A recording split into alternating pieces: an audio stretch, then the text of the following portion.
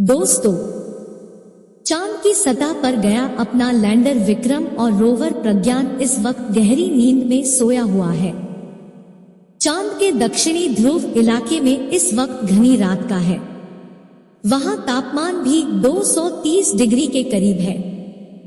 ऐसी बर्फीली रात में इसरो के ये दो हीरो आराम की नींद में सो रहे हैं। माना जा रहा है कि अगर सब ठीक रहा तो 22 सितंबर को प्रज्ञान और विक्रम जगकर अपना मिशन फिर से शुरू कर सकते हैं। दरअसल चांद पर धरती के 14 दिन के बराबर एक रात और इतने के ही बराबर एक दिन होता है। इसरो को उम्मीद है कि 14 दिन सोने के बाद रोवर प्रज्ञान फिर से जग सकता है। हालांकि ऐसा होगा या नहीं ये तो 22 सितंबर को ही पता चल पाएगा। इसरो धरती पर बैठा चंद्रयान 3 के जागने का इंतजार कर रहा था। तभी चांद पर कुछ ऐसा हुआ कि इसरो भी हैरान रह गया। हाल ही में विक्रम लैंडर ने इसरो को एक ऐसा संदेश भेजा जिसके बाद इसरो समेत पूरी दुनिया की अंतरिक्ष एजेंसियां हरकत में आ गई। विक्रम लैंडर ने चांद की सतह पर ऐसा क्या देखा जिससे उसे झटका लगा और विक्रम ने इसरो को ऐसा कौन सा मैसेज भेजा जिसे देख दुनिया हैरान रह गई। इस बारे में मैं आपको इस वीडियो में आगे बताने वाली हूँ, तो बने रहे आप मेरे साथ इस वीडियो में अंत तक। लेकिन आप एक देशभक्त की तरह इस वीडियो को लाइक कर इसरो के वैज्ञानिकों के लिए कमेंट में जय हिंद जरूर लिख दें। दरअसल दोस्तों, चंद्रयान 3 के विक्रम लैंडर और रोवर प्रज्ञान में स्वदेशी निर्मित बहुत ही अत्याधुनिक टेक्नोलॉजी के सेंसर लगाए हुए हैं। ये सेंसर विक्रम और रोवर के पास होने वाली हर हलचल को भांप लेते हैं। अगर इन दोनों उपकरणों को लगता है कि उनके पास कुछ हलचल हो रही है, तो ये उसकी जानकारी धरती पर बैठे इसरो के कंट्रोल रूम में देते हैं और फिर इसरो के वैज्ञानिक उसके द्वारा भेजे गए संदेश के डेटा को समझने में लग जाती है। लैंडर और रोवर में चारों तरफ हाई रेजोल्यूशन कैमरे भी लगे हुए हैं। ये कैमरे चांद की सतह की तस्वीरें क्लिक कर इसरो को भेज देते हैं। लगभग अपनी 14 दिनों की यात्रा में रोवर प्रज्ञान और विक्रम लैंडर ने चांद की सतह पर ऑक्सीजन, सल्फर समेत अनेक धातुओं की खोज की है। इसके अलावा लैंडर विक्रम ने चांद के दक्षिणी ध्रुव पर एक हैरान कर देने वाली खोज भी की है। बीती रात 2 बजे इसरो के वैज्ञानिक लैंडर को स्लिप मोड में डालने की तैयारी कर रहे थे, क्योंकि चांद पर रात हो चुकी है और रात में लैंडर और विक्रम काम नहीं कर सकते हैं। उन्हें काम करने के लिए सूरज से एनर्जी चाहिए। ऐसे में जब 14 दिन बाद सूरज निकलेगा तभी ये उपकरण काम कर पाएंगे। रात में इनकी बैटरी डिस्चार्ज न हो, इसके लिए इसरो ने दोनों को स्लिप मोड में डाला है। बीती रात जब इसरो के वैज्ञानिक लैंडर को स्लिप मोड में डाल रहे थे तो उन्होंने देखा कि विक्रम लैंडर की बैटरी भी फुल चार्ज और ईंधन भी अभी बहुत पड़ा हुआ है। ऐसे में कंट्रोल रूम में बैठे वैज्ञानिकों ने एक नया प्रयोग करने की सोची। फुल चार्ज है तो क्यों न चांद की सतह पर। वैज्ञानिकों के मन में आया कि जब ईंधन पड़ा है और बैटरी भी, विक्रम लैंडर को थोड़ा उड़ाया जाए। वैज्ञानिकों ने तुरंत विक्रम लैंडर के नीचे के दोनों रॉकेट चालू कर दिए और विक्रम चांद की सतह पर ऊपर उठ गया।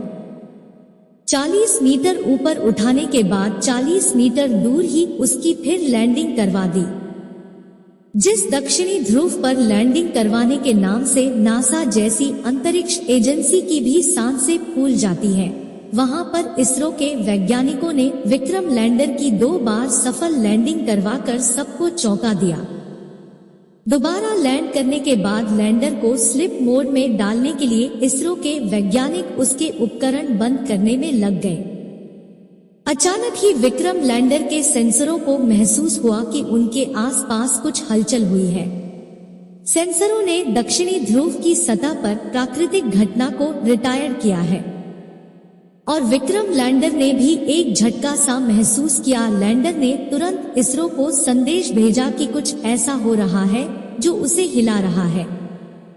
सेंसरों में लगातार हलचल रिकॉर्ड हो रही थी। संदेश मिलते ही इसरो के वैज्ञानिक तुरंत जांच में जुट गए।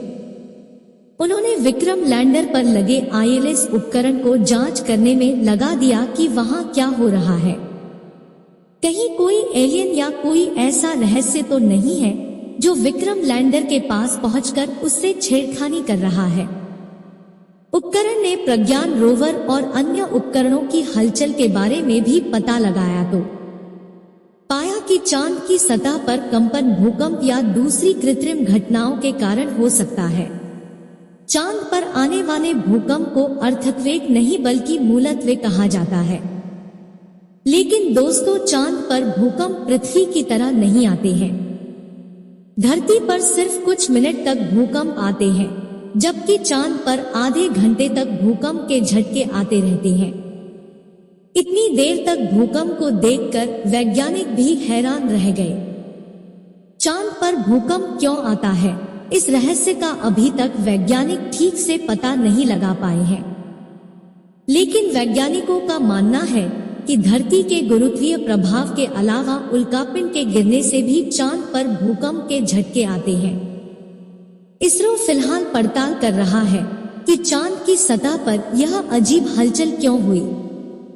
विक्रम लैंडर ने जिस कंपन को रिकॉर्ड किया था वह भूकंप था या फिर कोई एलियंस की करतूत।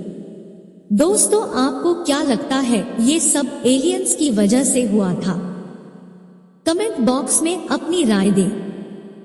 उपकरण में प्रज्ञान रोवर धरती पर चांद को हमेशा से शीतलता का प्रतीक बताया जाता है।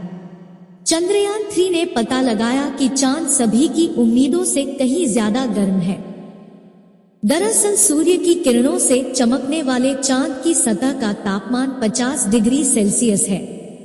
वहीं बर्फीली सतह के महज 8 सेमी नीचे का तापमान 10 डिग्री सेल्सियस तक घिरा हुआ था।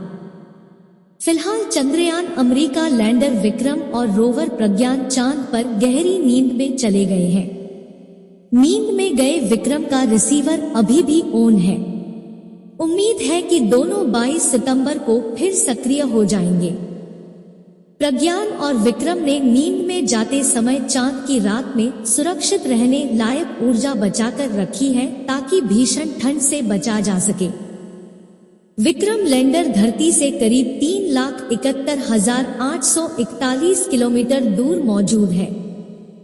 अब अगले 14 दिनों तक विक्रम लैंडर और प्रज्ञान रोवर के आसपास रात होगी। तापमान 300 डिग्री सेल्सियस से और भी नीचे जा सकता है।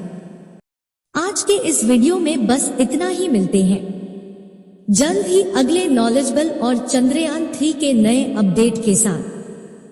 तब तक के लिए आप इस चैनल को सब्सक्राइब कर बेल आइकन को भी दबा दें। वीडियो को अंत तक देखने के लिए आपका बहुत बहुत धन्यवाद। जय हिंद, जय इसरो।